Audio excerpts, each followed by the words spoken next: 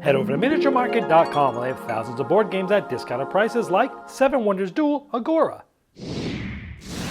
Hello my friends, it's the Game Boy Geek here. Many years ago, 7 Wonders Duel came out and it is still to this day one of my favorite two-player games of all time. It just has so much depth. And a while back, an expansion called Pantheon came out, which I absolutely love. And now there's a second expansion for it called Agora. So we're gonna go over this today. Let me show you how you play. I'll see you on the other side.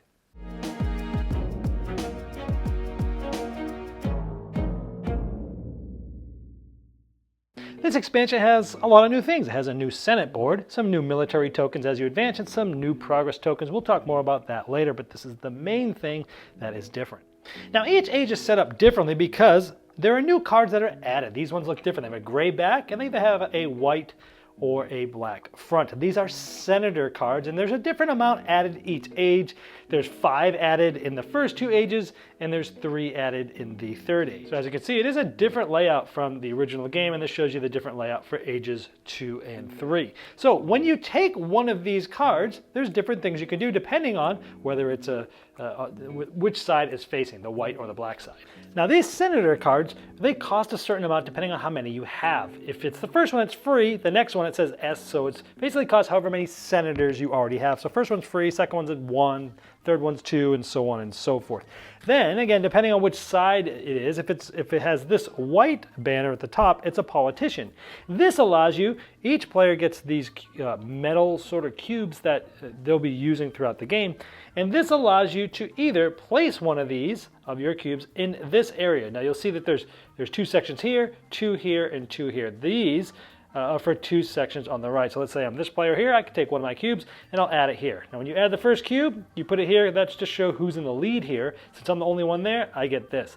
Now while I have the lead, I will have a bonus. If it's face up, I'll get it. If it's face down, as soon as I get the lead for it, it flips over and you get to see what it is, so you're not really sure what you're going for there. For example, this says whenever you're constructing a red military card, you can just have 1 less resource or coin to spend for it. Some of them have an A there. If you had done this one, then this color card, each time your opponent constructs a card of that color, green, you take as many coins as the current age. That's what the A is. So it gets more expensive each age you get to. Now the amount of cubes that you get to add here when you take this depends on the number of blue cards you have. If you remember, the blue cards are the ones that score you points. And so if you have 0 1 cards, you'll be doing it once.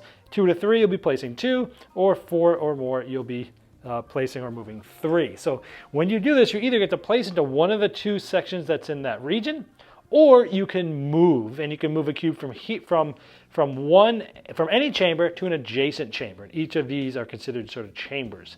So again, the more blue cards you have, the more powerful these become. So they're sort of linked like that. And you're either placing or moving.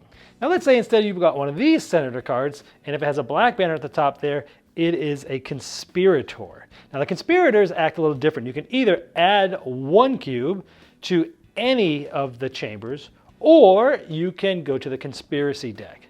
Now here you get to draw the top 2 cards off here. You'll select one of them to keep, and then you'll place the other one either on the top or on the bottom. These are very powerful cards, but you need to sort of charge them up. Let me show you. Now when you take a card from the pyramid, you have another option. You can sort of prepare this conspiracy, and essentially you're basically wasting the card, but you're not really wasting it. You're charging this up, because once this is charged, you're able to then flip this on your turn or on a future turn or whenever it's prepared, and you could do the ability like this is take all the cards that are in the discard pile and play 1 for free. And it doesn't matter which age it is, you just play 1 for free. Now this one embezzlement allows you to gain as many coins as cubes you have in the Senate, and your opponent loses as many coins as cubes they have in the Senate. Here you get to remove any blue card that your opponent has constructed and then move a cube over in the Senate board. Now over the course of the game, you're fighting for these, not only for the abilities, but at the end of the game, whoever's in this spot, meaning they have the more of cubes there, will get the certain amount of points. 3's in the middle, 2's out here, and 1's way out on the edge. One other thing, there's one more way to win immediately in this game, and that's what the Senate supremacy is. If you have a cube, which means you basically have majority of all of the areas, all 6 of them, you immediately win the game. As you move your military down the other player, if you get to here, you get to add a cube to anywhere on the Senate board. And if you get all the way to here, you get to remove an opponent's, and you get to move one of yours to an adjacent spot. So these are really powerful, what they have to do with the Senate now. There's new progress tokens. If you get corruption, anytime you get one of the senator cards, the cost is free. Or here you have organized crime. When you conspire, you keep both conspiracy cards and place them face down in front of you. So you get both of them instead of keeping one and putting one at the bottom. Now there's two new wonders. When you choose this one, you actually get to draw 2 conspiracy cards and keep one as normal. But when you finish this card and you build the wonder, you get to trigger an unprepared conspiracy. So basically you don't have to have a card on it prepared. You can just do one that's unprepared, and you get 6 coins and another turn. This one, when you choose at the beginning, you'll get to add a cube to any place, any chamber of your choice. And then when you build it, you can place another cube, any chamber of your choice, and move a cube to an adjacent chamber, and you'll get 3 points at the end of the game. Those are pretty much all the differences. There's plenty of different cards. There's definitely different abilities that you can use in the Senate that's different every time. Not all of them are used, but that's pretty much in the nutshell how this expansion works. All right, well, let's break this down. Number one, this definitely provides another layer of depth. Lots more to think about here because there's a lot more going on. You've got the senator cards, and even with those cards, what are you going to do with them? There's 2 options depending on what the card is and what you're going to do, and all those sort of like hook into other things like the blue cards and the military track, and maybe some new wonders and maybe some new progress tokens and things like that that have to do with this expansion. The area control aspect I like. I always like area control in the games, fighting over things. Typically those don't work that well in 2-player games, or as well I'd say, but in here it really works well because the area you're trying to control has many benefits. One is it has the ability that you can have if you're controlling that area. 2, it's points at the end of the game, and 3, you could possibly win the whole game immediately if you get all those areas. So it makes it a really interesting tug of war over those different chambers of the Senate. The senator cards, the ones that have the different action types, it's just so cool because it's like, okay, do I, if I get the politician, I'm going to mess with the Senate board and place some move cubes. But if I got the conspirator, I'm going to get one of those really powerful cards, and they have different ways that they activate, and I like that. And that Senate, being able to win immediately, which I have lost a game this way, by the way, because it's just, there's so much going on and so much to think about. That it's like one more way that you're like, oh, one more thing you got to pay attention to like not let somebody else run away and get all that because you're focusing on other things. The powerful cards, I love those conspiracy cards because sure, you have to sort of burn a card or burn an action and a card that you're not using for something else, but usually it's worth it because those cards, if they're used right at the right time for the right strategy, they can really pay off that way.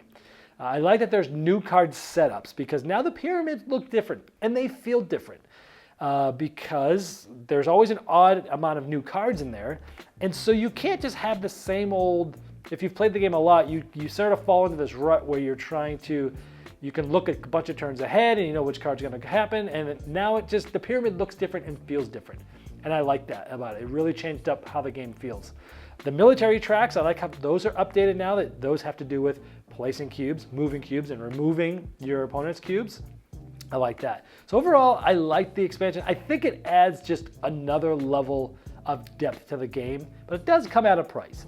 So let's talk about the negative things here. Number one is, if it came down to like which expansion would I want to get first, I still think Pantheon adds a lot for not adding a lot more complexity, where this I think adds a little more things to think about. This has sort of additional, you know, it's got more setup. You've got a lot of other things going on. So I would say Pantheon would be the first one to get, I think, still. But if you still play it a lot with Pantheon and you want a second expansion, this does a good job at that. But it starts to almost feel like this game's getting a little bigger than whatever was imagined about, right? You know, it's getting a little bit bloated. And also those metal cubes, I wish they would have just had regular cubes because mine are already starting to chip a little bit. So I would have rather seen regular cubes there. But overall, it's a good expansion. If you really like Seven Wonders Duel and you play it a ton, it's a no-brainer. If you don't, then the base game's probably just fine for you for right now. If not, try Pantheon first and get this one second if you're still playing it a lot. That's what I think about the newest expansion for Seven Wonders Duel. This has been the Game Boy Geek, breaking down barriers, growing relationships through board games by helping you find the next one you'll love. Lucky Duck Games has 4 new games available now. In the Court of Miracles, you'll lead a guild of beggars, scheme with sinister plots, and use trickery to build your own renown in an attempt to take over 16th century Paris. Baron Voodoo is an abstract strategy game involving the collection of thematic soul dice, and it made my top 10 most anticipated releases at Essen's Spiel this year. Kingdom Rush Rift in Time is a tower defense with epic heroes that includes a campaign and an infinite replayability mode. It was hugely popular on Kickstarter, raising over $1 million. Chronicles of Crime 1400 is a standalone follow-up to the award-winning Chronicles of Crime, where you'll be solving 4 unique crimes in medieval Paris. These are all available in stores now, and you can learn more and order them at luckyduckgames.com.